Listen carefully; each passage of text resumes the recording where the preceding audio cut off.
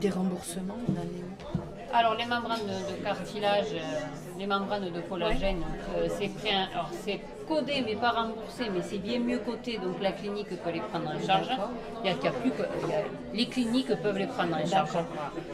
C'est pas une fleur qu'ils te font, c'est coté comme une prothèse partielle. D'accord, c'est correct. D'accord. Donc c'est déjà bien. Les cultures autologues, ça sera jamais remboursé en France. Non, tout ce qui est chondrocyte, Les cultures de chondrocytes, ça m'étonnerait. Ils Pour autorisent l'instant, les non, essais en tout cas. cliniques, si tu veux, mais ça fait 2 que je fais quand même. Quoi. Je vois pas. Pour l'instant. Et puis, s'ils ont autorisé les membranes de collagène, c'est bien pour une chose, c'est pour faire rentrer une technique. Donc, à injection, en fait, en même temps C'est opératoire. microfracture, D'accord. microfracture, et on suture une membrane de collagène. Par-dessus. Je suture au cartilage adjacent et qui laisse le caillou en place et en fait qui fait le lien à la greffe. D'accord, ok. Donc, c'est pas des cellules souches matures, c'est des cellules souches primitives. D'accord, ok. Voilà. Et après, je pense qu'il faut plutôt faire évoluer cette technique pour ne plus faire de microfractures parce que ça fait un œdème osseux, c'est ce qui fait mal, mais éventuellement faire des PRP osseux. Oui. Tu vois, on peut faire évoluer Parce cette que les technique. PRP, ça a évolué. Et les PRP, on peut les mettre en intra-articulaire. Donc tu vois, ça évolue. On n'est plus très loin de l'autorisation des PRP osseux intra-articulaires. C'est pas encore bien défini parce qu'en fait, tu prends du sang, tu le mets, mais c'est utilisé pour les pseudarthroses. On n'est pas loin. Voilà. Et à partir du moment où tu peux faire des PRP osseux, c'est plus la peine de faire des cultures autologues de chondrocytes. Ça vaut 15 000, ça vaut 10 000 euros. Non, c'est sûr. On va y aller. Rentrez dans la salle, s'il vous plaît. Oui.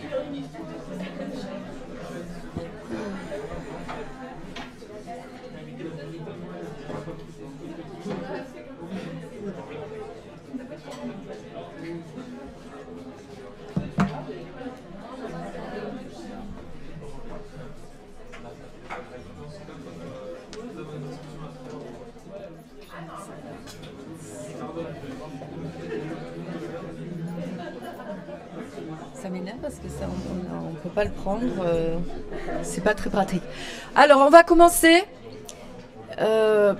Juste, je vous explique un petit peu comment on va procéder. Moi, je vais commencer sur les généralités, sur les greffes en général, les greffes de cartilage généralité.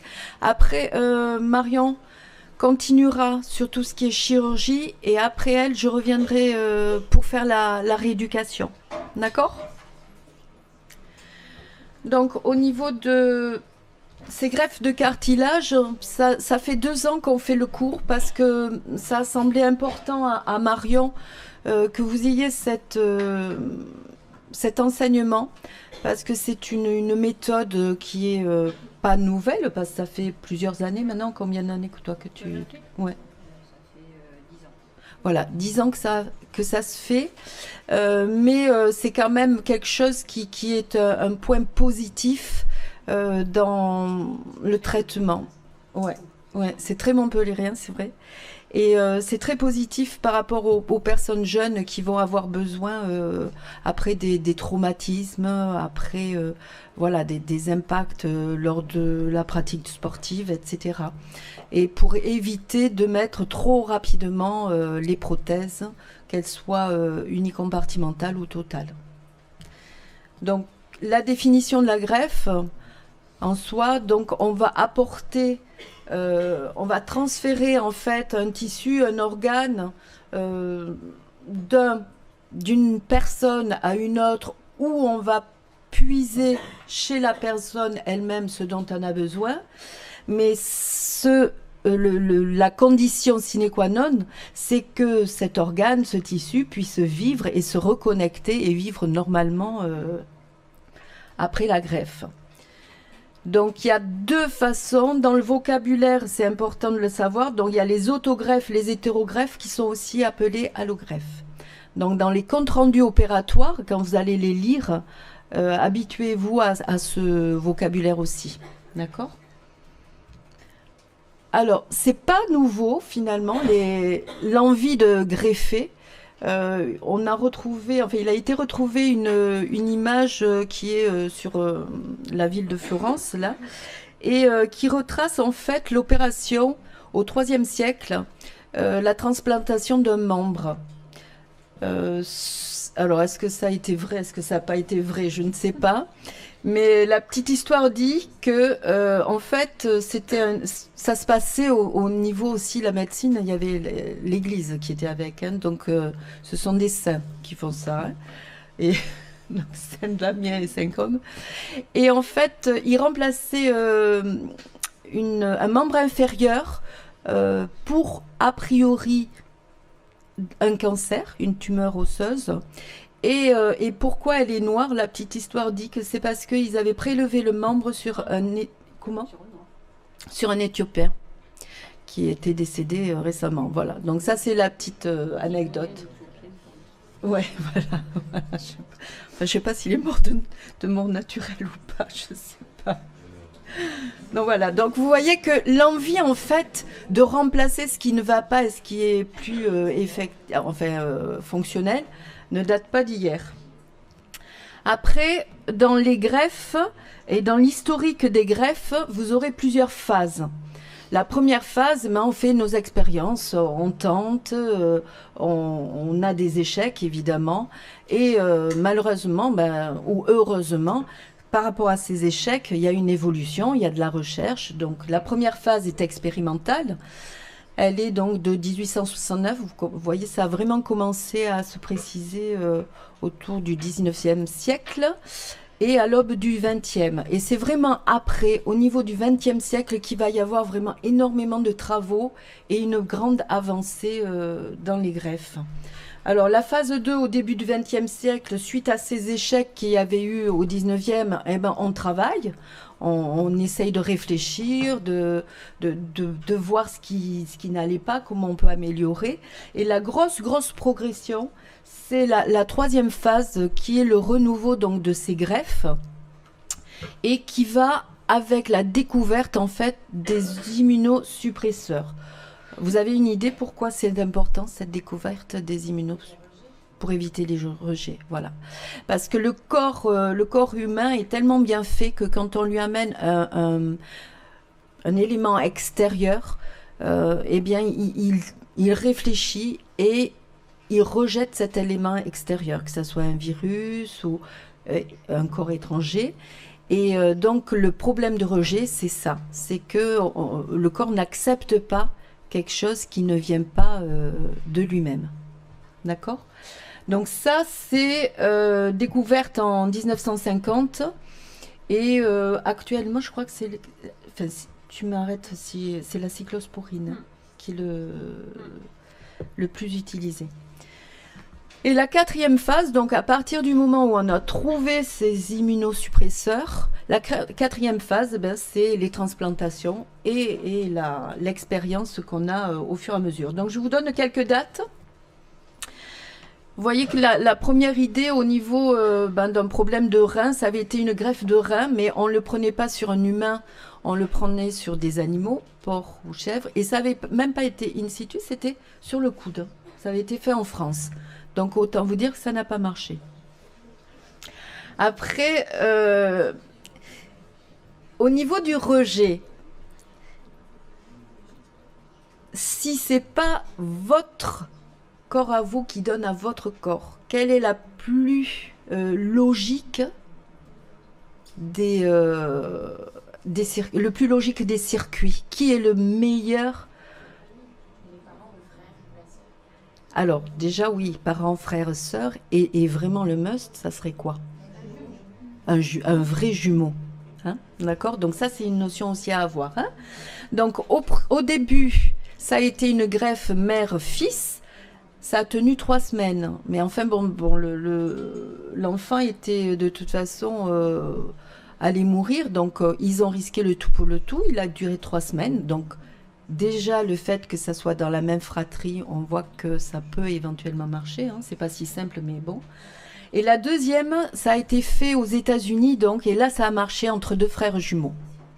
Et là, oui, il y a eu vraiment un bon résultat puisque le patient a vécu 8 ans avec cette greffe de rein. à noter que vous allez voir tout au long de ces recherches, de ces expériences, il y a des prix Nobel qui tombent, hein, parce que c'est vraiment de gros travaux et d'intérêt majeur.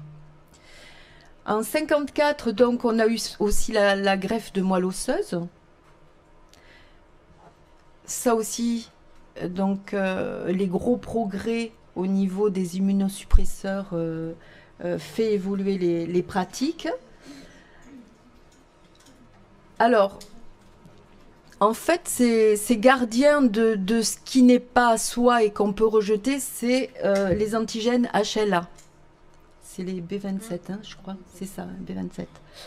Ils sont à la surface des cellules. Donc, ils sont identifiés comme des envahisseurs. Ils identifient en fait le corps qu'on greffe comme un envahisseur chez le receveur. Mais le receveur, ça va vous plaire, hein, il a des cellules NK, Natural Killer, d'accord, qui vont se charger, c'est bien fait, de détruire. Mais c'est tellement bien fait que ça va détruire la greffe. C'est pour ça que les immunosuppresseurs sont importants pour enrayer ce mécanisme. Après, ça a aussi ses inconvénients, hein. Donc, il y a cette amélioration des rejets. 56, donc, en France, la première greffe de moelle osseuse. 63, première greffe du foie. Donc, il y a un échec. En 67, 13 mois de survie. Et petit à petit, on avance aussi. Et je pense qu'il y a eu, je ne sais plus qui c'est, mais il y a eu cette avancée que le foie a pu être partagé, coupé en plusieurs morceaux et pour pouvoir régénérer. Ben, c'est surtout que ça permettait d'avoir et de greffer. On pouvait survivre en donnant un bout de son foie. Voilà. Donc il y a cette évolution au niveau du foie. Avoir, donneur vivant et non pas un donneur mort. Et donc ça multiplie le nombre de greffons. Ouais. Oui, parce qu'un des gros problèmes des greffes aussi, ce sont aussi les donneurs, hein, et le manque de donneurs. Ce qu'on peut faire avec un poumon et ce qu'on ne peut pas faire avec un corps. Ouais. 66 première greffe du pancréas, 69 première greffe du cœur. Donc vous étiez pas nés, mais nous on s'en souvient. Moi je m'en souviens, ça a fait vraiment un battage énorme au niveau des médias, au niveau de la médecine, hein. On a été vraiment tous au courant de ça. 81 donc pulmonaire. Et en France, le professeur Cabrol, ça aussi, 82, vous n'étiez pas né, mais on en a beaucoup entendu parler. C'est vraiment une grande figure de la greffe. Donc, s'en suivent après, actuellement, on greffe beaucoup de choses, mais aussi, il y a à peu près tout, hein. Mais après, il y a quand même donc les greffes de peau, les greffes de cheveux. Enfin, c'est vrai que actuellement, je ne sais pas ce qu'on ne greffe pas. J'ai pas de notion. Donc là, les âmes sensibles, je vous montre une ou deux photos sur des choses assez importantes. Donc en 2005, en France, on a eu la première greffe partielle du visage. Donc la jeune femme à gauche. Donc ça s'appelle une greffe triangulaire. C'était nez et bouche. Elle avait été mordue, je crois, par un chien. Après, en 2000, on a eu la première greffe aussi des deux mains. Alors, la personne que vous voyez sur la photo, vous voyez, lorsqu'il a été interviewé, c'est quelqu'un qui dit que la seule chose qui dysfonctionne, et franchement, c'est quelque chose de très négligeable, c'est qu'il a les mains blanches alors que c'est quelqu'un qui est très mat de peau. Voilà, donc, mais ça choque pas quand même sur la photo, hein. Mais on voit bien, il dit qu'on voit bien par rapport aux avant-bras la différence de la couleur de peau. Et en bas, une greffe assez particulière, c'est un pompier qui avait été brûlé lors d'un incendie et qui a eu donc une greffe du visage. Donc comme quoi on peut faire beaucoup de choses. Alors, vous comprenez bien que tout ça, ça ne peut pas se faire quand on veut, comme on veut, sur qui on veut. Donc la loi intervient. Il y a une législation qui est indispensable. Les premières lois sont apparues en 1976 avec ce qu'on appelle le consentement présumé du donneur. Et ça, c'est très important parce qu'actuellement, si vous ne vous êtes pas personnellement inscrit sur un registre sur lequel vous spécifiez que vous ne voulez pas que vous voulez, mais que vous ne voulez pas être donneur, vous êtes un donneur potentiel. Voilà. C'est mieux, mais bah, après, chacun a sa façon de penser et son souhait. Hein? Je sais pas. En tout cas, voilà. Avant, c'était l'inverse, c'est-à-dire qu'il fallait dire qu'on était donneur. Mais le problème, c'est que quand on a un accident jeune, on ne peut pas dire qu'on est donneur. Enfin, on n'y pense pas. Et donc, du coup, se poser des gros soucis à la famille. Est-ce qu'il est donneur, est-ce qu'il ne l'est pas, est-ce qu'on peut, est-ce qu'on ne peut pas. Et donc, maintenant, ils l'ont fait par défaut. C'est-à-dire que si vous ne voulez pas, il faut le dire, sinon vous êtes potentiellement donneur. Et au-delà donc de donner son accord, il y a aussi toutes les lois sur la bioéthique, au respect du corps humain et au don. Voilà. Et c'est le même circuit aussi quand vous avez pour la PMA, pour tout ça. Voilà. C'est tout ce circuit, c'est très légiféré. Donc, les greffes de cartilage, pourquoi? Les objectifs, succinctement, je vais vous le faire. Donc, il y a de plus en plus de sportifs qui font des sports à impact aussi, puisque le sport, c'est la santé, mais la santé, à un moment donné, elle est un peu à mal suivant ce que l'on pratique.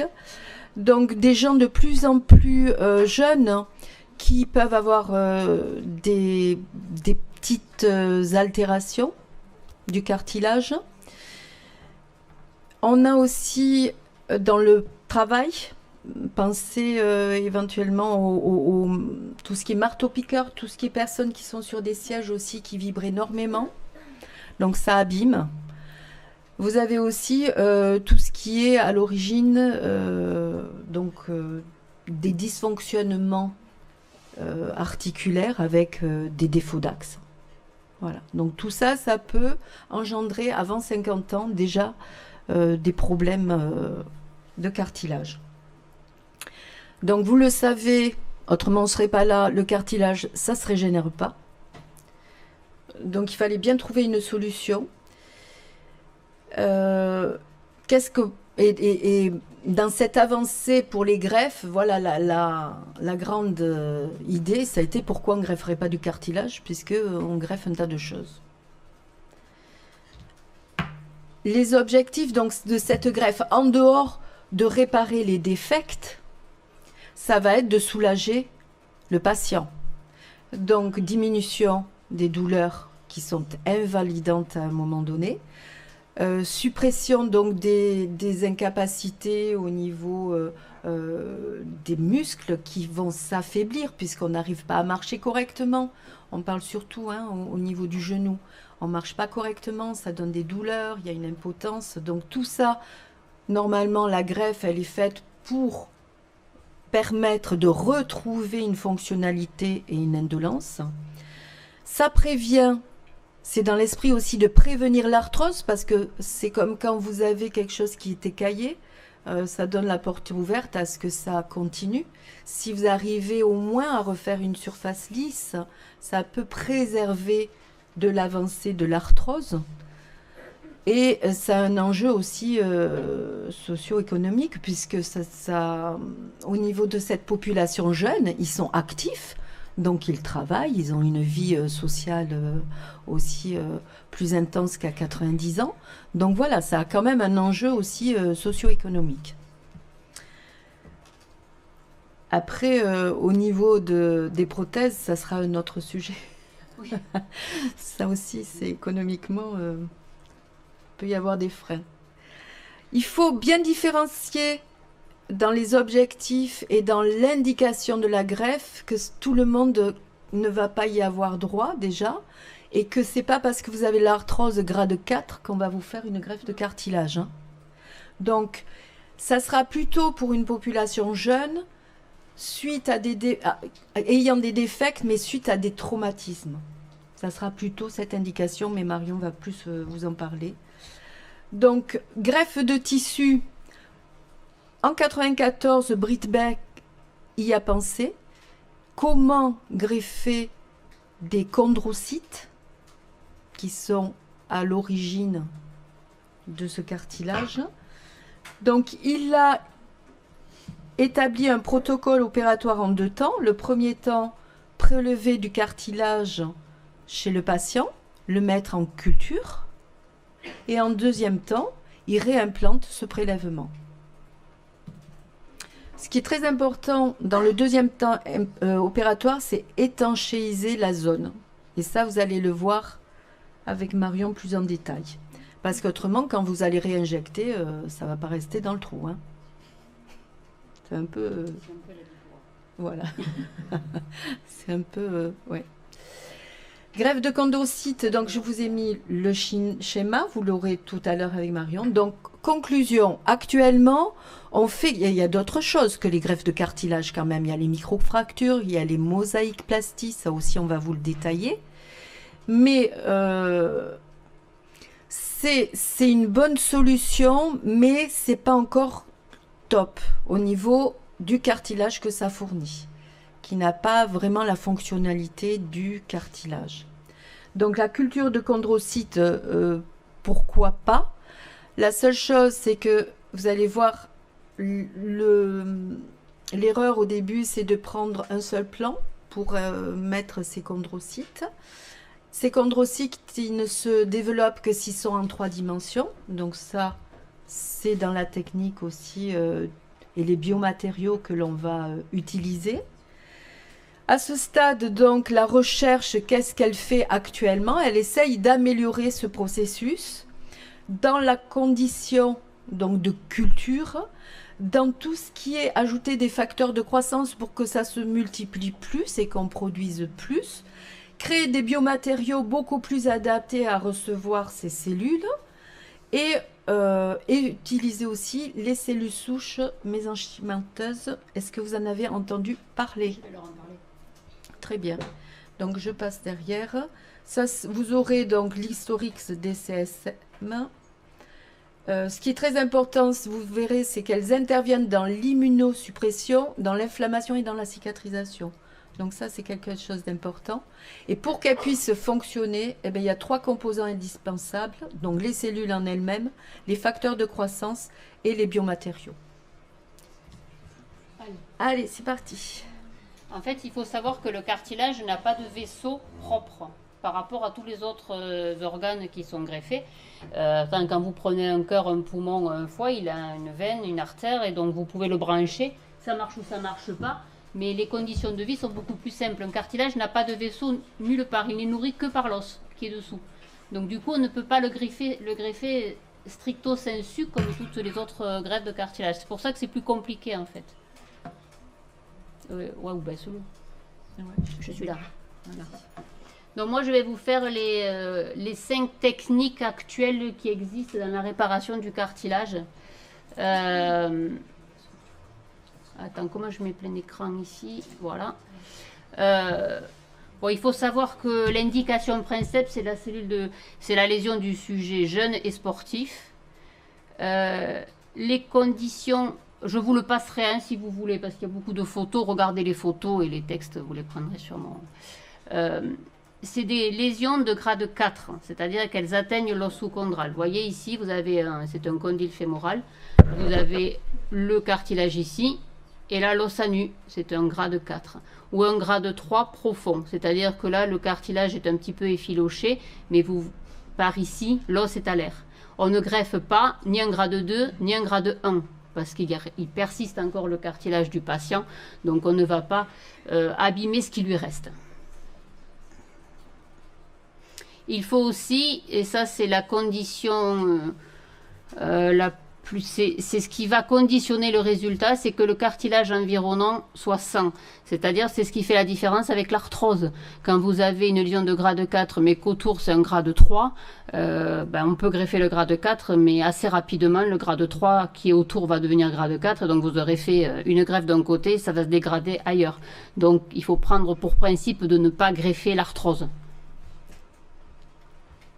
Donc les différents types de chirurgie du cartilage, ce ne sont pas donc stricto sensus des greffes à proprement parler. Vous avez la stimulation ostéochondrale qu'on appelle les microfractures. La greffe os et cartilage. Alors ça, c'est une greffe sans vaisseau. On va prendre un plot d'os et de cartilage à un endroit pour le mettre à un autre. Et les greffes par régénération, c'est donc la greffe de chondrocytes autologues par génie génétique. Donc ça, c'est dérivé de la méthode de Breitberg. C'est certainement la plus poussée sur le plan de la recherche, mais c'est surtout la plus chère. Et la réparation par stimulation des cellules souches mésenchymateuses et membranes de collagène. Ça, c'est la dernière que l'on fait actuellement. Alors, les microfractures, donc c'est la mobilisation, la définition, mobilisation des cellules souches mésenchymateuses du sous-chondral. Donc, je m'explique. Là, c'est une lésion. Là, vous avez le cartilage et en fait, on va en perforant l'os, faire saigner l'os, tout simplement. Il se trouve que dans l'os spongieux, il y a des cellules souches mésenchymateuses qui sont des cellules non différenciées.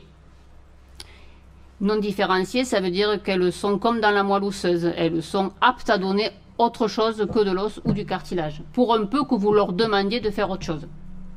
Donc on va les faire venir, ces cellules. Et elles vont... L'idée, c'est de former un caillot et que ce caillot, en lui imprimant des contraintes de cartilage, redevienne du cartilage. Alors, c'est pas si simple, mais c'est l'idée. De la même façon que si vous tombez ou que vous vous ramassez en moto ou en vélo, vous avez une grosse plaie, une grosse croûte, et cette croûte va devenir une cicatrice de peau. Ben, c'est exactement le même principe dans le cartilage. Alors, c'est le gold standard dans la réparation, tout simplement parce que c'est très simple. C'est très simple et ça coûte rien. Donc, on a fait ça depuis le début des réparations. On a tenté de faire ça partout dans le monde. Mais il y a certains inconvénients que je vais vous expliquer. C'est pour ça qu'on a évolué vers d'autres techniques. Donc, voilà l'idée. Vous avez ici du cartilage. Là, l'os sous-chondral. On va perforer avec des petits trous et des pics sous arthroscopie. On fait des perforations de 3 à 4 mm de long. On lâche le garrot ou on le fait sans garrot. Et là, ça va saigner. Comme vous voyez ici. Donc ça, c'est le début du saignement. Normalement, on doit voir avant le saignement une bulle de graisse qui apparaît. Ça veut dire qu'on est bien dans le sous-chondral. Et après du sang, ce sang va former un caillot. Comme vous voyez. Et ce caillot, après, est censé rester en place et faire une cicatrice. Alors ça, c'est la théorie.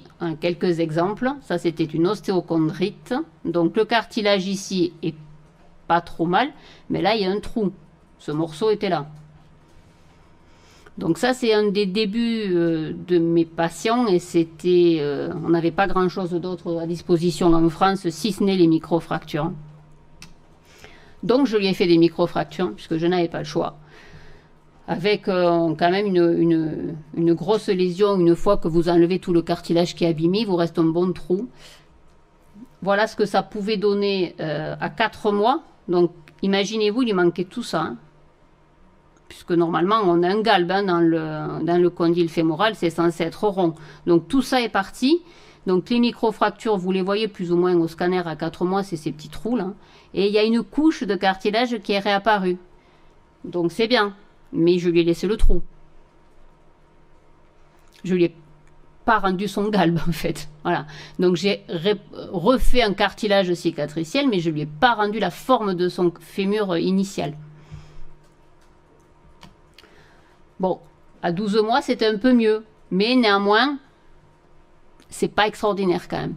Alors c'est vrai que si vous faites ça chez quelqu'un qui a 18 ans, ça va pousser mieux. Pour des raisons évidentes de facteurs de croissance. Si vous le faites au-delà de 40 ans, ça va pousser moins bien. Bon, tout ça pour dire que les microfractures, donc la stimulation des cellules souches de l'os sous-chondral, c'est quelque chose qui marche très bien, qui est très facile à faire, mais qui a des inconvénients. Et donc, on pouvait pas en rester là, ce d'autant plus que les autres pays, et notamment les pays européens et les Suédois, avaient déjà trouvé des choses bien meilleures. Donc ça, c'est un exemple de cheville, par exemple. Vous voyez, pareil, une ostéochondrite avec le liquide qui passe ici. Donc c'est qu'il commence à y avoir un défect osseux. Mais le morceau n'est pas parti. Donc l'idée c'était de se dire en faisant stimuler cet os-là, l'os sous-chondral, on va peut-être faire cicatriser le morceau. Donc là on fait les micro-fractures à travers le morceau présent. Bon, il a cicatrisé, hein, donc tant mieux. C'était à tenter. Voilà. Donc là vous l'avez avec la cicatrisation après. Ça aurait pu ne pas fonctionner, hein, c'était qui tout double, hein, c'était pas... Donc ça, 18 mois avec là l'IRM avant et l'IRM après où il n'y a plus la zone de défect et de nécrose. Mais c'est pareil, hein, c'était, vous voyez, le cartilage de croissance qui n'est pas complètement fermé, hein, c'était des jeunes. Donc, les microfractures, c'est non invasif, c'est sous arthroscopie, ça coûte quasiment rien. C'est pour des petites lésions, pour une simple fait que si vous le faites sur une petite lésion, le caillot va rester plus en place, va être plus concentré et donc a fortiori donnera une couche de cartilage bien meilleure. Ça donne 87% dans la littérature, 87% de bons résultats à 1 an. Mais le problème, c'est qu'à 5 ans, ça ne se conserve pas.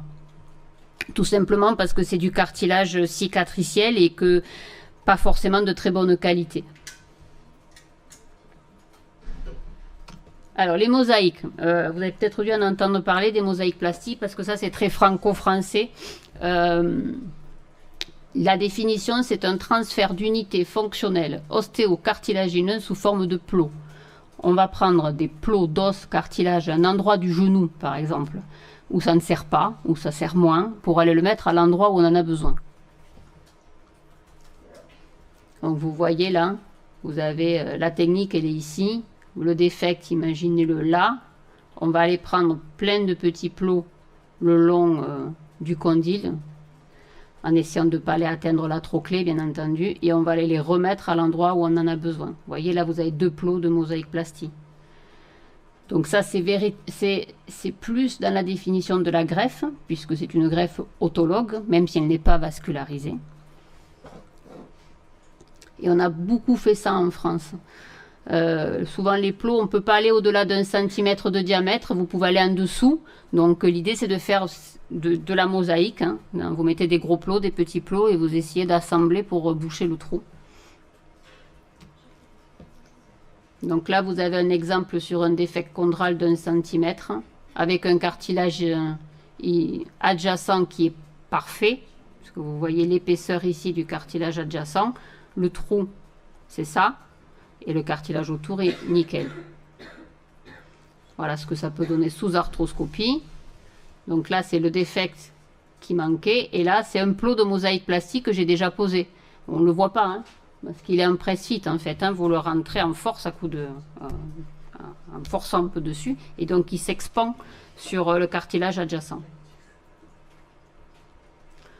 Voilà ce que ça donne à 18 mois. Vous avez la même photo et sous arthro, il n'y a plus rien. Hein. Donc ça marche bien, ça marche très bien.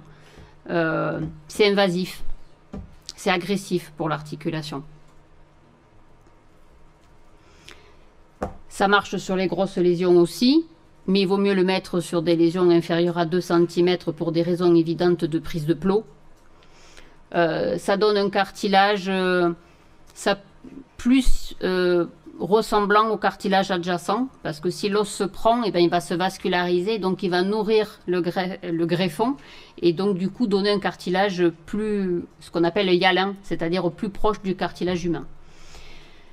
On peut le faire pour les toutes petites ostéochondrites, mais il ne faut pas des gros défects. Par contre, c'est quand même très agressif. Plus c'est gros, plus on prend de plots, plus on prend de plots, plus on prend de risques, parce qu'au-delà de 3 plots, ben, il faut essayer de faire... la vraie mosaïque. Si un plot s'en va, ils tombent tous. Et donc, vous avez fait des trous dans le genou pour aller prélever des plots. Et si par malheur, un ne tient pas, eh bien, vous avez des trous partout. Voilà. Donc, il y a quand même, en termes de bénéfice-risque, pour des gros défects, c'est pas très bon. D'ailleurs, que chez quelqu'un de jeune qui a un défect de 3 cm², vous lui avez fait des trous partout dans le genou pour prendre des greffons et qu'en plus tout se paume dans l'articulation, il lui restera rien si ce n'est la prothèse.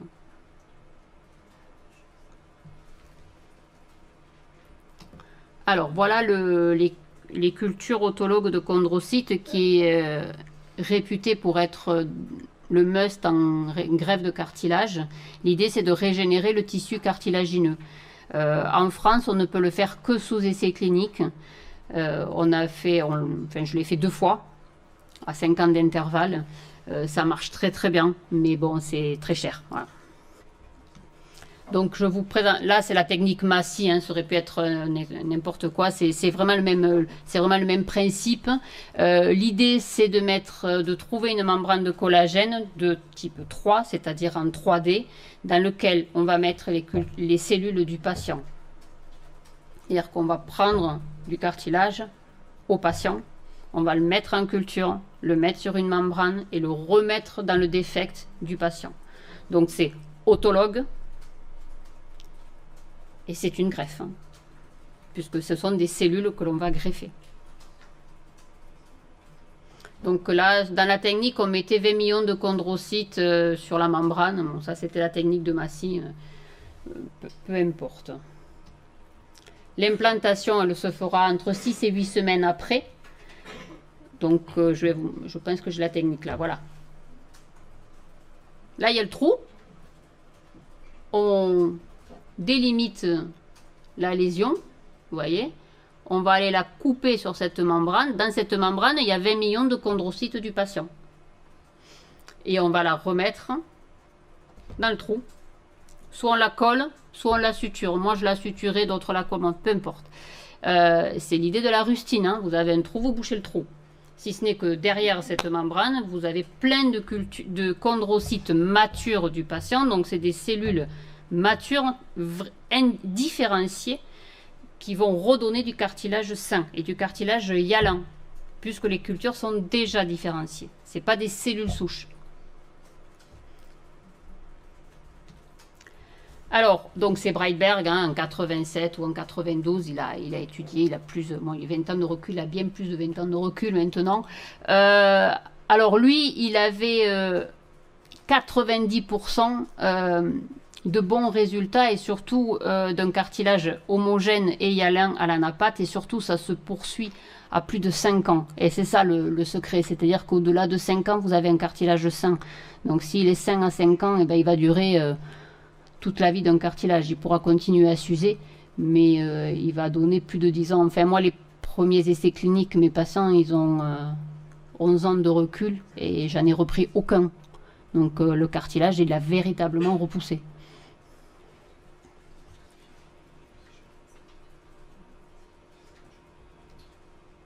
Donc c'est indiqué à peu près pour tout. En France, si on pouvait l'avoir, on le ferait pour des grosses lésions au-delà de 3 cm² ou pour les grosses ostéochondrites disséquantes chez la personne jeune. C'est invasif puisqu'il y a 2 chirurgies et surtout une culture exogène. Et c'est ça qui pose problème en France, en tout cas qui donne l'excuse aux autorités françaises pour que ça puisse poser problème, c'est-à-dire qu'on va on va faire la culture en dehors du bloc et en dehors du patient avec des risques potentiels de contamination. Et c'est pour ça qu'on ne peut le faire en France que sous essai clinique. En fait, en tout cas, c'est la raison officielle. La raison officieuse, c'est que ça coûte 10 000 € une greffe. Il ne faut pas se voiler la face, c'est pas la mode de pouvoir rembourser ce genre de chirurgie. Donc du coup, honnêtement, ça fait 11 ans, je ne pense pas qu'on en verra le jour en France. Maintenant, ça existe, sachez que ça existe. Voilà, pas plus loin qu'en Allemagne, en Suisse, en Suède. Alors, deux mots pour Adipoa, parce qu'il faut que vous sachiez que ça existe. C'est à Montpellier. C'est le professeur Jorgensen qui fait plein d'essais cliniques, la personne âgée, la personne jeune, la personne moins jeune, etc., en injectant des cellules souches issues des adipocytes dans le genou. Alors, je m'explique, il va prendre, lui, des cellules de graisse dont il isole les cellules souches et qu'il les réinjecte dans le genou. Donc, ce n'est pas chirurgical. Il injecte comme on injecte des corticoïdes, sous piqûre. Et l'idée, c'est que les cellules souches vont se poser à l'endroit où l'os est à l'air pour pouvoir redonner du cartilage. Il a fait donc 2 bras de 5... Enfin, il a d'abord commencé par des gens âgés de 70 ans. Après, il a fait moins de 50 ans. Et là, je ne sais plus trop où il en est. On n'a pas réussi à trouver les résultats. Alors, ça marche pas trop mal. En tout cas, sur l'arthrose, ça a l'air de bien marcher. C'est-à-dire qu'il l'a même fait chez des gens arthrosiques. Donc, au-delà des indications des greffes de cartilage. Ça a l'air de bien marcher. Mais on n'arrive pas trop à savoir où vont se positionner les cellules. C'est-à-dire qu'on n'arrive pas, avec des IRM, il n'arrive pas à retrouver une réparation chondrale. Ça, c'était à Sorbonne. C'est bien parce que ce n'est pas chirurgical. Et il faut qu'il continue parce qu'on va peut-être pouvoir le coupler à des techniques chirurgicales. Le seul inconvénient, et vraiment le seul, c'est qu'il injecte des cellules souches dans le genou et qu'on ne sait pas où elles vont. Voilà. Et donc, elles ne vont pas forcément là où on veut. Clinique. Clinique. Il a fait des second look, il a fait faire des arthroscopies, je pense à certains patients par les orthos du CHU. Je ne savais pas trop quoi répondre. Après, ça marche, quoi. Ça veut bien dire que ça a un effet. Mais on est vraiment dans la recherche. Hein. On peut pas... Alors moi, sur les mosaïques qui sont établies, je peux vous montrer les résultats. Sur les microfractures, les avantages et les inconvénients. Mais là, la DIPOA, c'est vrai qu'on lance, une bouteille à la mer, quoi, en fait. Hein. Voilà. Mais ça a l'avantage de chercher déjà. Et en France, c'est pas facile de chercher. Donc, si après, lui développe de son côté et nous, on développe des techniques chirurgicales, on peut peut-être à la fin coupler les deux. Quoi. Voilà. Un autre adepte des réparations, c'est Assor à Marseille. Je ne sais pas si vous en avez entendu parler. C'est un monsieur qui fait sa cuisine, c'est-à-dire qu'il fait microfracture. Il met sur une gélatine des cellules de moelle osseuse en plus et qu'il met dans le trou. Voilà. Ça marche pas mal aussi. C'est en fait l'idée de coupler, c'est un peu la technique que je vais vous développer derrière, mais un peu moins, comment dire, ouais, strict et reproductible, on va dire. Voilà. En fait, il a des gélatines sur lesquelles il met des cellules souches d'os, de la moelle osseuse, des cellules mésenchymateuses du sous-chondral, et qui, pouf, il met dans le trou. Bon, ça a bien marché, pas bien marché. Bon. Il a eu des autorisations, puis plus d'autorisations. Ça a été un peu compliqué. Voilà. Mais bon, ça existe aussi. Et voilà, ça c'est la dernière technique.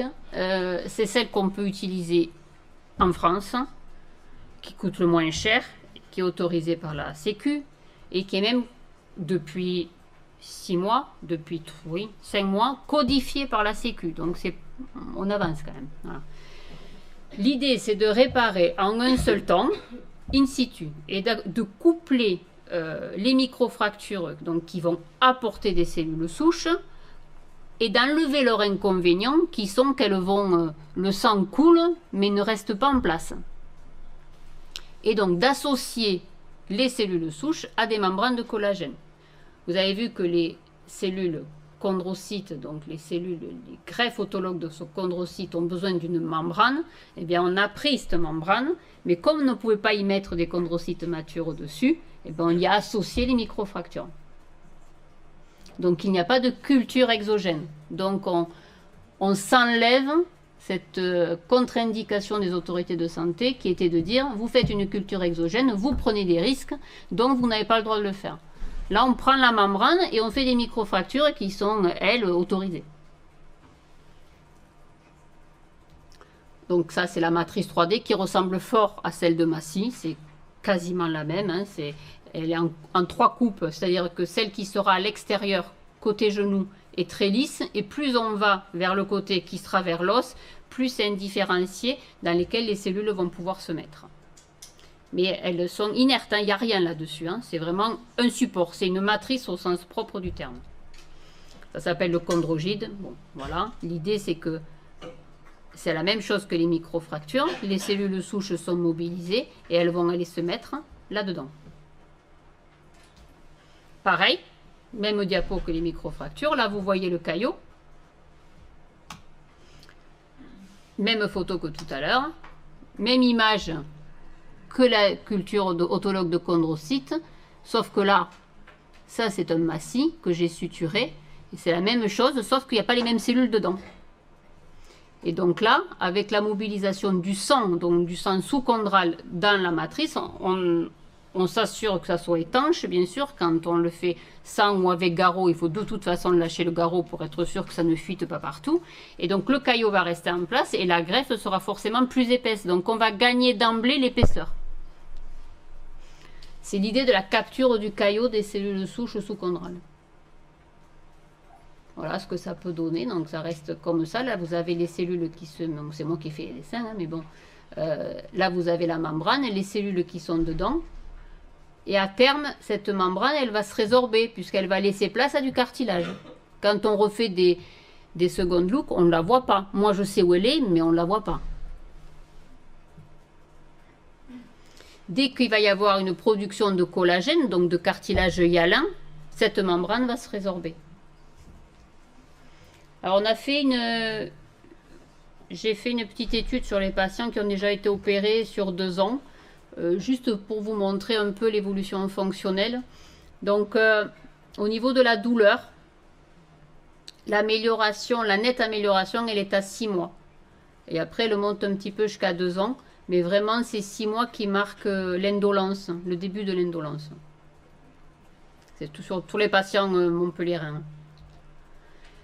Sur le coup symptômes, pareil, vous voyez. Bon, là, 6 semaines, ça fait mal. Hein, ça fait mal. Et comme il y a l'œdème osseux des microfractures, on a quand même piqué l'os.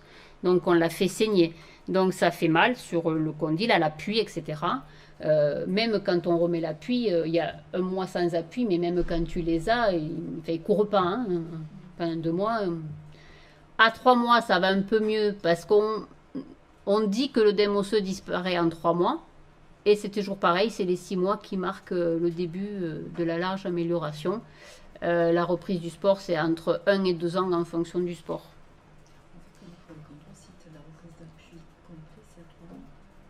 La reprise d'appui, c'est à 1 mois. Enfin, c'est 1 mois sans appui. Le 2e mois, appui progressif. À 3 mois, il marche. Mais il marche, hein, voilà. En général, ça va pas. Alors, plus la personne est jeune, plus ça va plus vite. Mais néanmoins, il y a quand même les 3 mois pour l'œdème osseux sont assez incompressibles. Et plus c'est gros, plus il y a un œdème osseux important. Si on fait une IRM à 3 mois et que tout le genou est blanc, enfin, et démacié, ça ralentit la rééducation aussi de toute façon. Hein. Mais c'est un phénomène normal. C'est-à-dire que si vous avez un patient qui a un œdème osseux à 2 mois suite à une greffe de cartilage, c'est pas une... Enfin, j'ai des radiologues qui m'ont répondu ostéonécrose quand même. C'est pas une ostéonécrose, c'est un œdème osseux dû à l'intervention. Mais quand vous avez et nombre de radiologues ne connaissent pas les greffes de cartilage et vous répondent d'ostéonécrose. Donc le patient il pense qu'on lui greffe le cartilage et on lui répond ostéonécrose. Donc voilà. C'est pour ça qu'il faut que vous sachiez ce que c'est les greffes de cartilage parce que sinon le patient a l'impression de plus en savoir que les soignants et parce qu'il s'est renseigné sur internet. Et 2, ça peut amener à des conclusions qui sont assez néfastes pour l'évolution psychologique. Et pareil, hein, donc ça c'était le VA sur les patients, donc remise en charge à 6 semaines, 6 mois c'était nickel. À 1 an, une petite remontée que j'ai mis, mais c'est une interprétation qui m'est propre sur la reprise des activités sportives. Voilà. Alors juste une image, donc ça c'est un ancien rugbyman avec une ancienne lésion du croisé qui ne s'était pas fait opérer et une lésion grade 3, bien 3+, du condyle interne. C'est un des premiers patients, là vous avez son défect, donc cartilage autour, donc c'est sans garrot, hein. Les microfractures que vous voyez ici, la membrane, donc on lâche le garrot pour vérifier que ça tient et que ça se bombe et que ça ne fuite pas. À 3 mois, donc là il y a la plastie du croisé, alors vous ne le voyez pas bien mais son cartilage à lui est là, la greffe elle est là. 7 mois, donc il n'y a plus de d'œdème osseux, vous voyez, il n'y a plus de blanc, ça c'est les traces de la plastie. Vous voyez la greffe, elle est ici, de là à là. C'est le gris clair que vous voyez. Et je l'ai réopéré à 1 an après, parce qu'il avait une lésion méniscale, enfin bon. Et la greffe, elle est là. Hein? Donc on est passé de ça à ça. Et ça tient. Et ce patient, il a maintenant 8 ans de recul. Ça, c'est une cheville. Donc une ostéochondrite de cheville. Vous voyez la lésion ici, le trou. Donc ça, c'est une nécrose ancienne du talus. C'est pas un défect traumatique, c'est un défect vasculaire. Donc vous voyez, quand on palpe à l'arthroscopie, on s'enfonce dans le défect puisque l'os de dessous n'est pas de bonne qualité. Et donc quand c'est symptomatique, quand ça l'est pas, vous le laissez, mais quand c'est symptomatique, il faut greffer de la même façon, si ce n'est que maintenant, pour redonner le galbe, on greffe du spongieux. C'est-à-dire qu'on va faire comme les mosaïques plasties, mais sans les plots. On va dans le fond greffer du spongieux et par-dessus suturer la membrane pour redonner la concavité. Vous voyez la technique, là, une fois qu'il y a le spongieux, on met la membrane donc sur le petit trou là. Et donc ça c'est à 1 an. Donc il y a encore ce petit défect, mais le trou est complètement comblé. On n'a pas une perte de convexité. Vous voyez ici là, il manque encore, hein, mais si on n'avait pas greffé l'os sous-spongieux, on aurait un trou. Même si le cartilage avait repoussé, on aurait un trou. Bon, là c'est la même chose sur la rotule. Sur des instabilités de rotule, on vous l'a fait peut-être, non, la fémoropatellaire. Vous l'avez eu, les lésions des fémoropatellaires, les instabilités. Parce que ça, vous en avez beaucoup, hein, en kiné, hein, des rotules qui vont pas bien. Il y a un ortho qui est venu vous le faire sur les rotules dysplasiques, ce genre de choses, les syndromes fémoropatellaires. Ou vous ne savez pas du tout de quoi je vous parle. C'est des rotules qui sont mal positionnées, qui ne sont pas centrées au centre de la trochlée, qui sont plutôt extérieures, et donc qui vont a fortiori s'user et provoquer des douleurs. Souvent, ça commence en post-adolescence et ça continue toute une vie. C'est plus fréquent chez la femme. Mais quand il y a des vraies dysplasies de rotule avec des pseudo-luxations, le cartilage de la rotule s'use constamment sur le condyle fémoral externe, en fait. Au lieu de s'articuler dans la trochlée. Vous me suivez? Au lieu d'être là-dessus, elle est là. Et donc, elle va forcément s'user. Au lieu d'être dans une concavité, elle est dans une convexité. Et donc, ça donne ce genre de choses. Par exemple. Et donc là, on peut faire la même chose. Hein. On peut faire une greffe de cartilage, mais il faut traiter en même temps la dysplasie. C'est pas la peine d'aller mettre une greffe et d'aller lui laisser la rotule instable. Hein. Je ne sais pas si on vous l'a fait, mais il y a des chirurgies sur la dysplasie où on recentre la rotule, qu'on appelle les ostéotomies de la TTAT, où on va prendre l'appareil extenseur et le mettre de l'externe au milieu. Mais si vous réparez la dysplasie et que vous laissez un trou comme ça, le patient il aura toujours mal et l'arthrose va continuer à évoluer. Donc il faut traiter la dysplasie et traiter la lésion cartilagineuse. Ça c'est une notion, je ne sais pas si long, que les greffes de cartilage ça peut être associé à tout. Là vous avez vu, je l'ai fait avec un croisé. Bien évidemment c'est pareil. Chez le rugbyman, si on greffe le cartilage mais qu'on laisse son instabilité, ça ne sert à rien. Puisque la lésion cartilagineuse est la cause de l'instabilité. Là, sur la rotule, la lésion cartilagineuse est la cause de la dysplasie. Donc, il faut traiter la cause et le symptôme, les deux en même temps, si vous voulez, l'origine aussi. Donc, la greffe de cartilage peut s'associer à une ostéotomie, peut s'associer à une réparation du croisé, peut s'associer à une réaxation de rotule, peut s'associer à une ligamentoplastie de cheville si elle est complètement instable, peut s'associer à tout. Ça complique l'intervention, c'est tout. Et vous voyez, de là, en pré-op, quand vous avez tout ça d'usé, on a greffé la moitié de la rotule, en fait. Hein. C'est à peu près la moitié de la rotule à 3 mois. Et vous voyez, à 2 ans, c'est mieux quand même. J'aurais pu y associer une résection du carré externe. Mais bref, passons. Voilà, donc c'est celle qui se fait actuellement en France avec les mosaïques plastiques. Les mosaïques plastiques, c'est très... c'est Beaufils qu'il a plus ou moins fait venir en France et qu'il a développé en France, donc c'est très parisien, bassin parisien, ils ne font que des mosaïques plastiques. Les microfractures plus membrane, il y a Montpellier, Bordeaux, Lyon, et ça commence à se développer en Bretagne, etc. On a un peu de... En 5 ans, si quand même, en 5 ans, il y a beaucoup plus de chirurgiens qui le font et qui ont abandonné les mosaïques plastiques. Moi, j'en fais plus du tout. Mais il y en a qui continuent à en faire pour des petites lésions, ce qui n'est pas complètement dénué de sens. Hein. Et par rapport surtout aux cultures autologues de chondrocytes, c'est faisable en France. Hein. Voilà. Donc si vous voulez une petite idée pour vous faire un arbre décisionnel, il faut d'abord traiter le genou, si on prend le genou, mais ça peut être pareil pour une cheville, pour une hanche ou pour une épaule. Il faut d'abord traiter le genou, que ce soit l'ostéotomie, la suture de ménisque, le croisé. Il ne faut pas ne faire que le cartilage et pas le reste, ça n'a pas de sens. Comme ça ne vaut pas le coup de faire un croisé et de laisser une lésion cartilagineuse de 2 cm dans un genou, c'est complètement aberrant.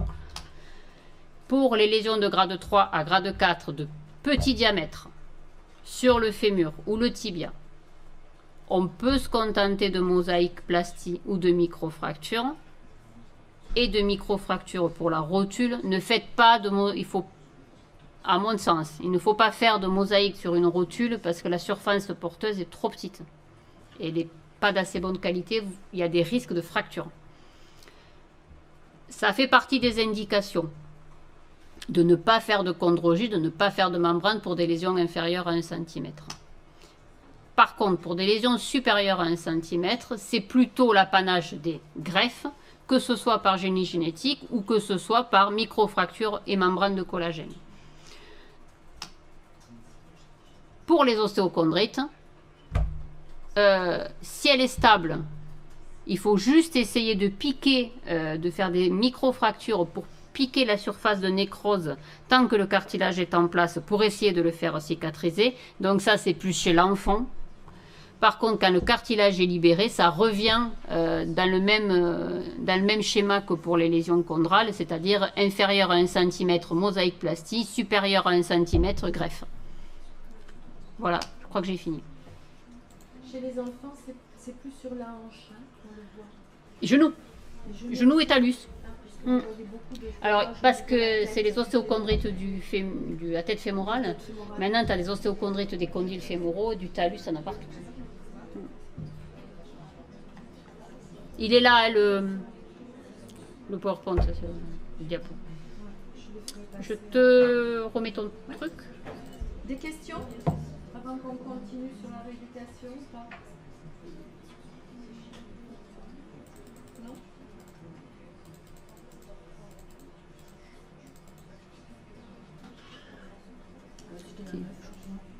Celle-là? Ouais. Super. Merci. Donc on va passer à la prise en charge rééducative.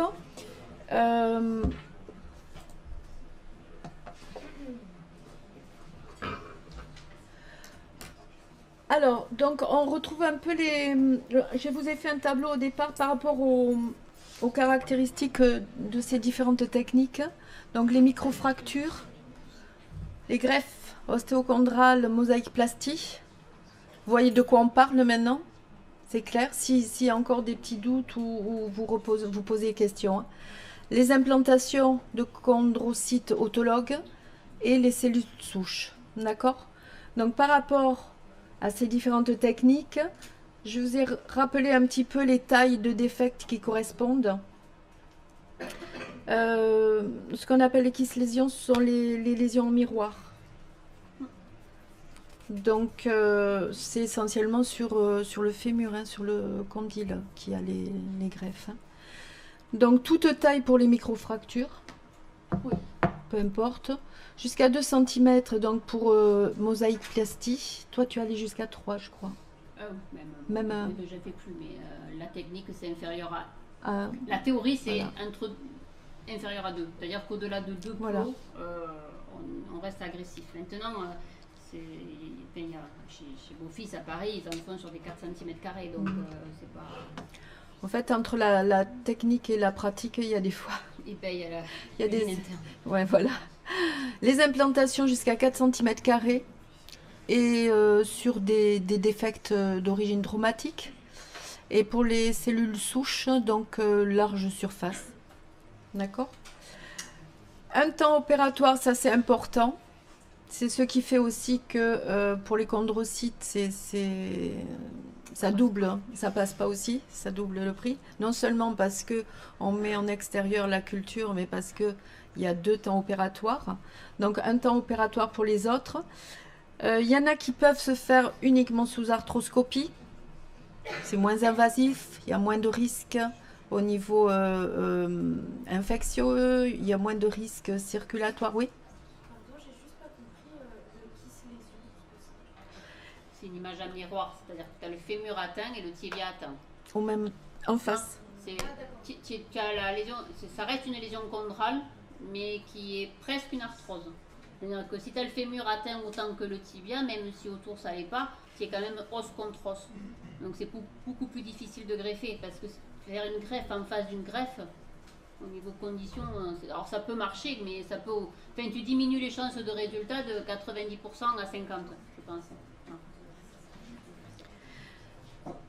Donc, oui.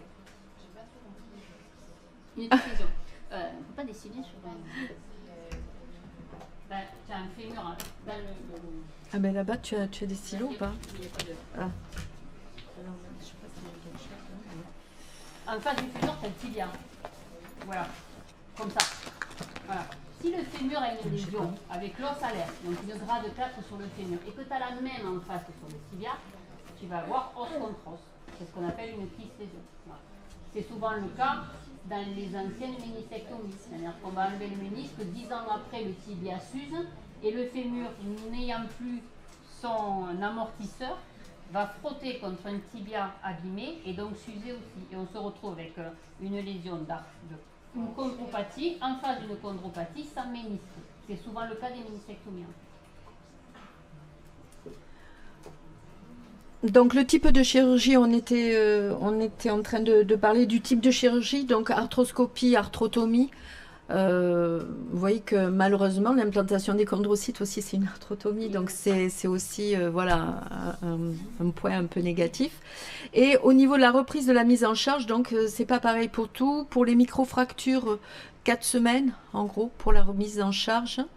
Ostéochondrale, mosaïque plastie, donc appui partiel immédiat.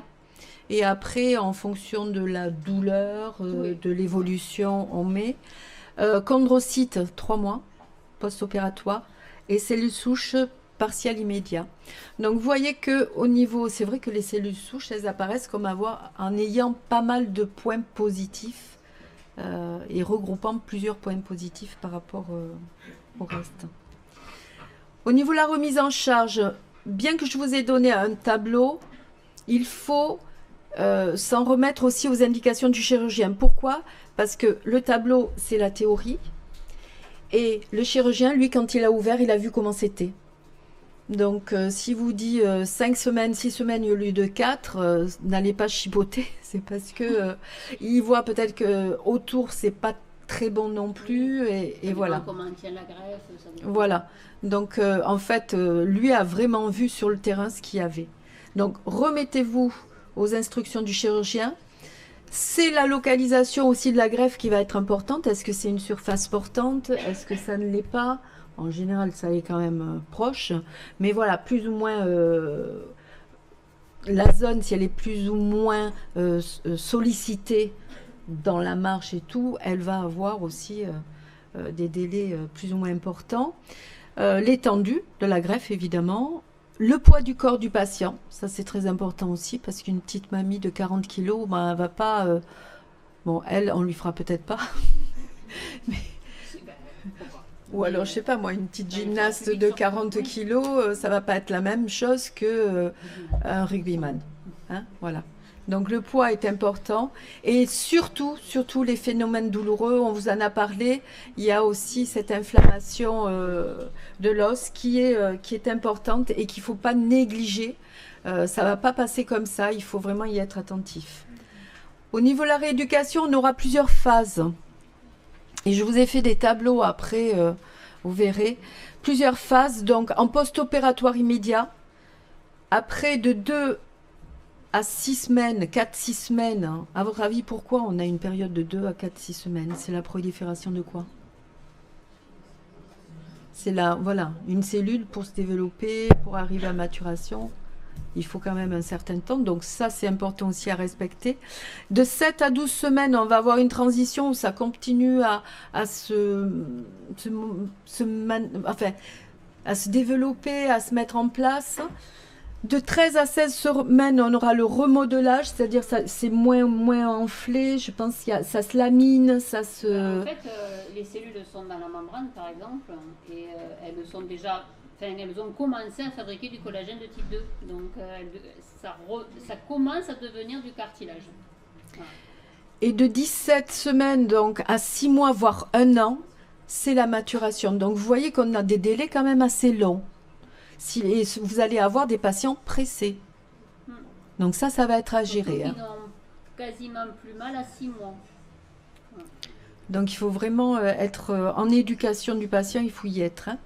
Donc cette première phase, d'ailleurs je ne vais pas la mettre, en post-opératoire, qu'est-ce que vous allez traiter? C'est classique, hein. Franchement, ça ne diffère pas de l'orthopédie classique. Qu'est-ce que vous allez faire? Voilà, il y a l'œdème. J'ai pas entendu. Le flessum, oui, voilà. Et éviter les mises en place d'attitudes vicieuses. Et la douleur, essentiellement. Hein. Ça, c'est classique. C'est pas compliqué à retrouver. Donc, douleur, hématome, récupération articulaire et on réveille le quadriceps. Au niveau de la prévention de trop d'appui, de trop de charge, de trop d'impact sur la zone. Donc on va protéger aussi les tissus avec une décharge. Alors il y a des orthèses, il n'y a pas d'orthèses. Alors, il y a des orthèses sur les rotules, puisque les rotules ont droit à l'appui, ouais. Puisque la rotule n'est pas en charge à l'appui. Par contre, on leur limite la flexion. Voilà.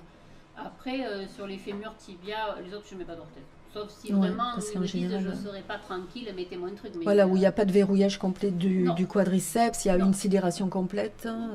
Non, d'accord. Ok. Non, et puis ça n'a pas d'intérêt de mettre une orthèse en dehors des rotules parce que ça va plus les muscles. Enfin, franchement, ils se baladent avec une fague articulée de haut en bas toute la journée. Ils rien. Donc, diminution des douleurs. On va avoir et de l'hématome, de l'inflammation, de l'épanchement. Donc, il y a la déclive, il y a le drainage, il y a le froid. Alors, la cryothérapie, elle est décriée, par exemple, à SOR et contre la cryothérapie par rapport au PRP, à tout ça. Mais si elle est raisonnablement utilisée, ne congelez pas votre patient en permanence. Mais si elle est... Alors, peut-être que la cryo corps entier est contre-indiquée. Mais la cryothérapie par les machines ou la cryothérapie, franchement, je ne vois pas en quoi ça peut détruire les cellules. Il vaut mieux lui faire de la cryo que de lui donner des anti-inflammatoires. Par contre, les anti-inflammatoires sont contre-indiqués parce que contre-productifs. Si vous donnez des anti-inflammatoires, c'est immunosuppresseur, entre guillemets. C'est pas non plus, c'est pas de la chimio, mais c'est immunosuppresseur alors que vous demandez à des cellules de pousser. Donc il vaut mieux qu'il ait un peu de froid et pas d'anti-inflammatoire. Après, réveil musculaire, donc classique, hein, au niveau du quadriceps, on travaille sur la rotule, on aide avec l'ascension de la rotule, on demande des contractions statiques, isométriques. Vous avez les techniques aussi par rapport au travail croisé, c'est-à-dire que si vous avez un quadriceps sidéré à gauche sur le lieu de l'opération, vous pouvez très bien demander en décubitus dorsal, vous emmenez le membre inférieur droit en élévation et contre résistance, vous lui demandez de baisser avec une résistance assez importante et en principe, en réaction, il va contracter son quadriceps. Donc, c'est une des techniques de facilitation du réveil musculaire, ça. D'accord? Après, on a la récupération articulaire, donc la mobilisation passive, manuelle. L'arthromoteur aussi peut-être après. Par contre, par rapport à cette mobilisation, suivant le lieu où a été faite la greffe, donc il y a des zones, voilà, il y a des zones de restriction. Et ça, en principe, dans la lettre du chirurgien, il va vous le dire. Il va vous dire de tant à tant de degrés, ne dépassez pas. Initiation à la marche avec les cannes, ça, vous connaissez, c'est dans la poche. Donc, cette première semaine post-opératoire immédiate étant passée, on va le recevoir soit en centre de rééducation, je ne sais pas s'ils vont tous en centre de rééducation, hein, ou ils rentrent en libéral. Donc, en libéral, on va continuer le travail guidé, aidé, quadriceps, statique. On va commencer aussi tout ce qui est actif aidé, dynamique. Renforcement musculaire, donc on va avoir aussi, on va pouvoir commencer dans la globalité des petits pédalages, mais pas en charge. Donc si vous avez un vélo où on est allongé, où on peut pédaler devant, ou des petits pédaliers dans votre cabinet, ça peut être une solution aussi, hein, sans frein. On travaille sur les restaurations des amplitudes, toujours pareil, avec vos techniques que vous avez à disposition, actifs, passifs. On peut travailler sur tous les secteurs aussi de la mobilité de la patella qui vont faciliter aussi la flexion de votre genou et son extension aussi. Alors, s'il y a une greffe, enfin, s'il y a un travail sur le condyle fémoral, on a des restrictions de degrés. Pas en extension, mais en flexion. D'accord? Donc ça aussi, c'est à respecter. On peut travailler, puisqu'on est à J, on peut être à J3, c'est cicatrisé, on peut aller en piscine. Et là c'est quelque chose qui est intéressant, parce qu'ils vont être en apesanteur. Il n'y aura pas de contraintes. Par contre, ils sont très bien en piscine. Faites attention qu'ils n'en fassent pas trop non plus, hein. Mais bon, la douleur les rattrapera. Et après, vous faites un entretien. N'oubliez pas que c'est une population jeune, puisque je crois que l'indication, l'HS, c'est 15 ans, 50 ans. Hein. C'est une fourchette large comme 60, ça. Mais, voilà. Ça dépend au-delà de 60. Ouais. Donc, s'ils trépignent parce qu'ils trouvent que ça va trop lentement, eh ben vous faites tout le reste. Vous faites l'entretien des bras, le dos, voilà, les abdos, mais vous êtes prudent sur là. Je vous ai mis ce tableau parce que ça vous donne une idée au niveau des niveaux d'immersion du poids du corps qui peut être impacté sur l'intervention. De la 7e à la 12e semaine, donc 12 semaines, ça vous fait 3 mois. Vous vous rappelez que dans le premier tableau, 3 mois, c'est les chondrocytes. Donc, pour cette période-là, on va recommencer à mettre en contrainte, on va reprendre la mise en charge doucement, progressivement. On va faire attention à ce qu'il n'y ait pas de douleur qui repartent. Et en tout cas, la limiter au maximum, parce qu'il peut y avoir encore une douleur due à l'œdème osseux. D'accord ? Donc, apprentissage de la mise en charge, vous pouvez le faire avec vos balances, avec des plateformes de pression, si vous avez aussi. Vous utilisez toutes les aides techniques que vous connaissez, hein, barre parallèle, 2 cannes, 1 canne, etc. On renforce donc au niveau du quadriceps. Ce renforcement du quadriceps, il va ajouter des pressions, il va ajouter une charge sur la zone opérée. Donc on va vous demander de faire attention par rapport à cette force demandée, de la quantifier par rapport au quadriceps sain. D'accord? Donc je vous ai mis les pourcentages. En progression, vous pourrez aller après la presse. Dès que vous avez moitié du poids du corps, vous pouvez commencer, mais attention à ne pas mettre trop de résistance. Au début, vous le mettez à minima. et petit à petit vous augmenterez. Les fentes, les mini-squats, etc. Voilà, vous avez toute la batterie. Ça, c'est pas à faire de suite, hein, mais au fur et à mesure, vous pouvez ajouter des exercices que vous connaissez. Au niveau proprio, on va commencer aussi à le travailler. Donc vous pouvez déjà faire le réveil en chaîne ouverte dans vos séances de Mobispé, et après en charge selon le niveau de charge, bipodal, pas bipodal, et selon l'intensité du déséquilibre que vous allez provoquer selon les mousses, selon les poussées, etc. Et vous pouvez continuer donc en balnéo à travailler. Entretien global à intensifier, ça c'est toujours pour les occuper un petit peu. Au niveau de la phase, donc après 3 mois jusqu'à 4 mois, on a donc une augmentation, puisqu'on est en appui, une augmentation des contraintes sur le site opératoire. À ce stade, donc, je vous l'ai mis en rouge, on doit avoir une forte diminution, voire une absence des phénomènes inflammatoires, gonflement, rougeur, chaleur. Donc ça, il ne faut pas réactiver ce système d'inflammation. On fait tout ce qui est, puisqu'on est en appui, on recommence tout ce qui est double tâche, reprogrammation neuromusculaire. Ça, c'est vraiment le travail moins laborieux et plus actif qui va commencer à satisfaire votre patient. Mais n'oubliez pas 6 mois, voire 1 an. Hein. Donc, il n'est pas au top encore. Hein.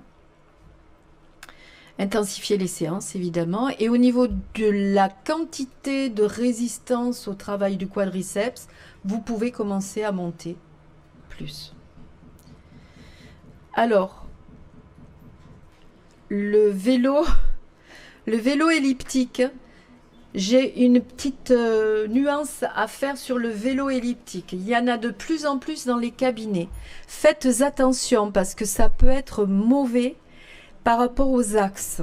Il faut vraiment que ça soit réalisé correctement avec le pied bien à plat. On voit de tout et n'importe quoi dans la réalisation de ce mouvement. Soyez à côté de vos patients et vérifiez qu'ils le font correctement. Parce qu'on peut très vite soulever les talons, être en postérieur, plus en appui postérieur qu'en antérieur. Donc il faut que ça se fasse correctement. Il y aura aussi dans les cabinets actuellement, il y a de plus en plus de Uber, de iMove, etc. Faites attention. Ce sont de très bons produits, mais il faut savoir les utiliser. Soyez prudents avec. Hein. Donc marche, natation, les steppers, tout ça, on continue. La maturation, donc à partir de 4 mois et demi jusqu'à 6 mois. Donc là, on va pouvoir recommencer une petite activation de l'activité sportive, entre guillemets. Mais à combien tu les revois, toi? Moi, je les vois tous les mois jusqu'à 3 mois. Et après, je les revois 6 mois. Donc, je pense que vous, dans vos cabinets, c'est soumis à l'approbation du chirurgien. Donc, n'hésitez pas, quand vous savez que votre patient a un rendez-vous, à poser dans les différentes étapes, est-ce que je peux commencer? D'accord? Parce qu'il y en a qui auront besoin de plus de temps, jusqu'à 1 an. Donc, ayez ce contact et cette communication avec le chirurgien. Vous faites un petit mot, vous le transmettez par le patient et comme ça, vous aurez les réponses directes et vous ne serez pas dans l'inconnu. Reprise des sports de combat et de contact, 6 à 12 mois. Et progression donc jusqu'à 12 mois de la reprise sportive avec, pareil, une progression. Donc d'abord les sports à faible impact, natation, vélo, skating, ça ira. Sport d'impact va suivre. Et sport à saut et à pivot, ce sont les derniers. Les rugbyman à combien? 1 an? À 1 an, ils sont sur le terrain. 1 an, d'accord. Entre 6 et 1 an, ils sont à l'entraînement, on va dire. Ouais. Mais vraiment les matchs, pas avant. Ouais. Alors souvent, ils reprennent, enfin, il y en a qui reprennent avant, mais... Ouais. Il vaut mieux pas. D'accord. Ok. Donc, vous avez tous les moyens là à votre disposition, mais toujours maintenir cette indolence et l'absence d'inflammation. C'est très important. Conclusion. On a vu les microfractures sont peu développées, mais maintenant avec la double opération que tu fais, ça va repartir, je suppose. Les microfractures, c'est développé dans le monde, sauf en France, à cause des mosaïques plastiques. Voilà. Donc là, il va y avoir une inversion, je pense. Il y aura au moins un équilibre. Au moins un équilibre. Elles ont vraiment l'atout majeur, c'est qu'elles sont peu onéreuses aussi et qu'elles peuvent se faire. Et on s'adapte de plus en plus et on évolue dans la façon de procéder et dans les compléments qu'on apporte. Donc la greffe de cartilage des cellules souches permet de garder une activité physique et d'éviter la prothèse, mais vous l'avez compris, certaines d'entre elles sont très onéreuses et ne sont pas évidentes à faire. N'oubliez pas que ces greffes sont souvent associées à d'autres gestes. Donc non seulement vous avez le protocole pour la greffe, mais il faut tenir compte peut-être des décharges ostéotomie, par exemple. Il y a une décharge assez longue. Donc, croisé, vous ne pourrez pas le mettre en appui. Et croisé, c'est pareil. Donc il faut gérer entre les deux pathologies qui ont été traitées, et c'est celle qui demande le plus qui est prépondérante dans le choix des techniques et des mises en charge. On prend toujours le plus comme choix principal. D'accord ? Donc on a maintenant quand même de plus en plus de recul pour le bien fondé de ces techniques. Et ce qu'il ne faut pas oublier, c'est que la recherche, bien qu'en France ça soit compliqué, la recherche continue. Et que c'est pas dit que dans quelques années, ça soit obsolète peut-être, ou en tout cas pas en l'état, mais avec des évolutions. Merci. Des questions ? Ouais.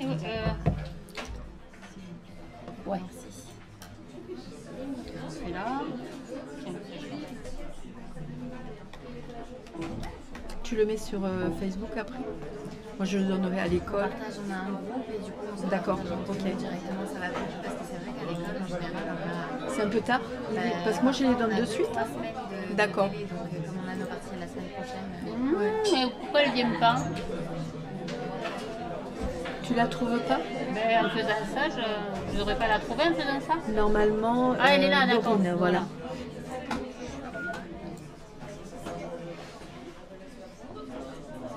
Ah, par rapport à toutes les photos, ça passe bien quand même.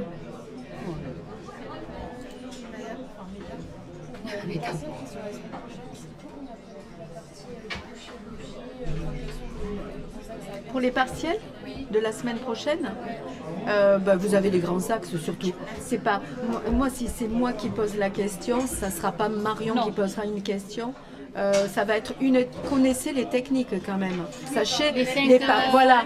Sachez voilà. Je pense pas qu'on me demande de poser des questions, mais sachez les techniques et les contre-indications, tu vois, les diapos techniques, voilà, inconvénients. Voilà. Mais après, ça sera plus de la rééducation. Ça en fait 5. Voilà. Mettez-vous Il faut là-dessus. juste que vous sachiez. C'est pour comprendre. On vous fait. En fait, si vous voulez, à Montpellier, c'est là où on a développé le plus les greffes de cartilage. Et au départ, avant que je fasse le cours, bon, on peut dire même bien avant, les patients en savaient plus que leur kiné. Voilà, c'est quand même dommage. Voilà, dommage.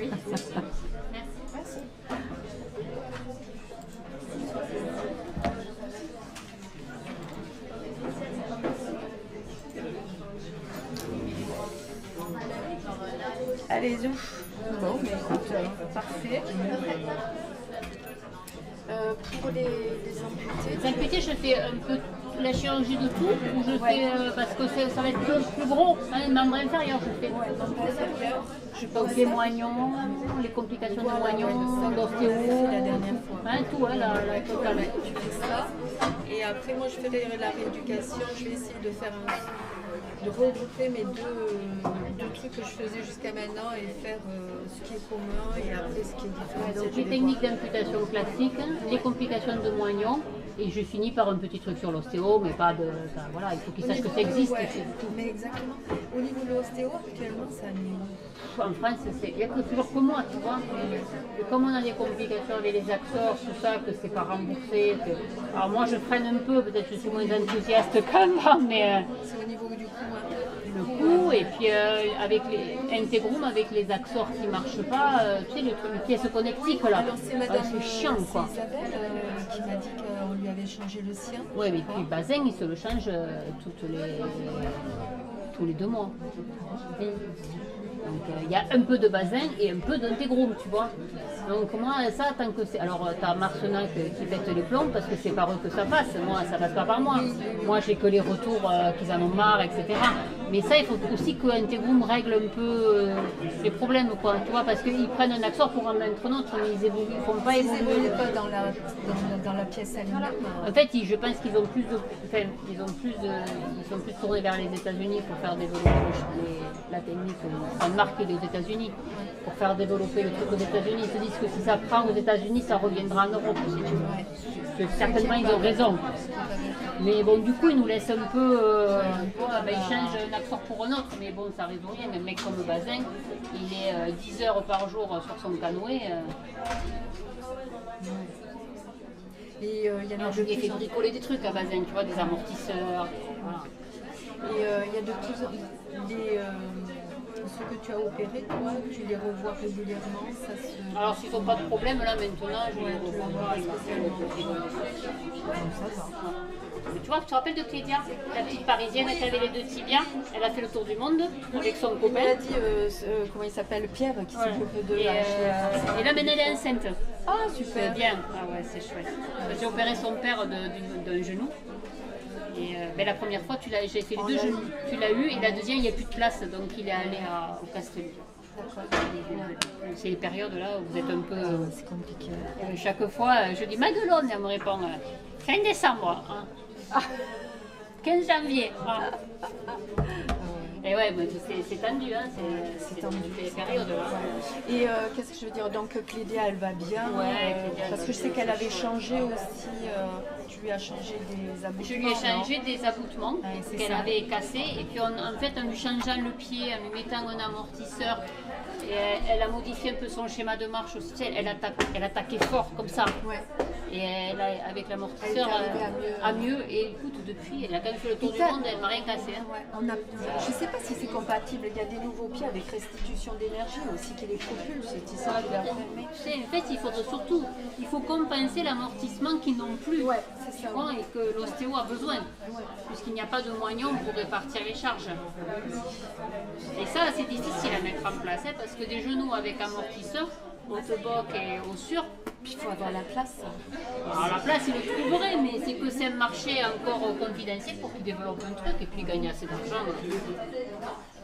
Les en voiture pour aller s'emmerder. Et là, moi, ça fait 2 qu'on a de myoélectrique. Ah, C'est intéressant ça. c'est bien. Ça commence à être intéressant. T'en vois pas toi des membres reçus? Non, reçu, malheureusement, non. Bisous.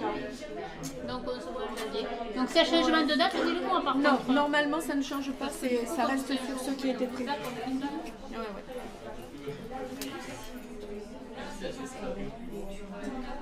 Oui, moi en principe c'est ce que je fais. Je mets telle personne a reçu tel geste opératoire tel jour. Soit je vous demande d'écrire une des phases, quoi. Voilà, il arrive à agir tant dans votre cabinet. Ouais, voilà. Là, toute la partie que la chirurgienne a fait. En fait, Non, c'est ce qu'on disait, la chirurgie, en fait, il y a 4-5 diagrammes où elle a mis les types de chirurgie et où elle a mis les indications, la définition de ça. Voilà, que vous sachiez ça, que vous sachiez. De toute façon, vous en avez besoin de ça pour comprendre la rééducation aussi. Mais ça serait une étude d'encadre. Ça serait plutôt ça, oui. Ouais, ça serait plutôt ça. Mais voilà quoi, après, moi c'est que de la logique. Hein. C'est comme si tu avais un bilan, un BDK, quoi. Je me dis, voilà, votre patient il arrive, il a une inflammation, il a un œdème à temps, il est à J15, C'est toujours la même réunion, plus ou moins. c'est à peu près la même. C'est les délais qui changent et c'est surtout la prudence. Oui, voilà, et puis l'accord du chirurgien dans la mise en charge. Voilà. Donc voilà, en général, on choisit une période où il y a un petit changement quand même. Oui, Ce n'est pas la première semaine post-op. Hein. Voilà, ça ne sera pas la première semaine post-op, ça c'est sûr. Ok, Nadia Pierre. Allez, vous êtes là toute la journée? Tout à fait, jusqu'à 19h. Peut-être 20h si nous font comme hier.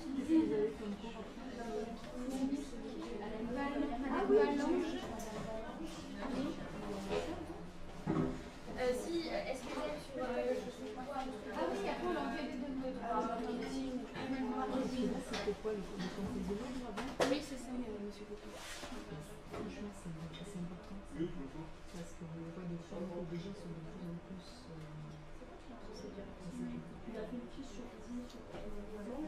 Même ensemble. Si ça ne marche pas comme ils veulent.